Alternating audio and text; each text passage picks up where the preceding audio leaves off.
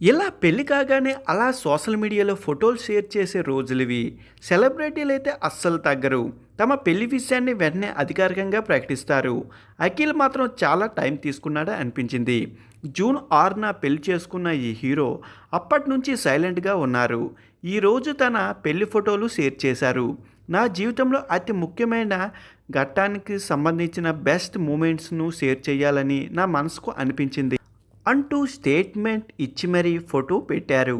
అంటే 6వ తేదీన పెళ్లి చేసుకుంటే అఖిల్ 27వ తేదీన ఈ విషయాన్ని చెప్పాలని అఖిల్కు అనిపించినట్లుంది.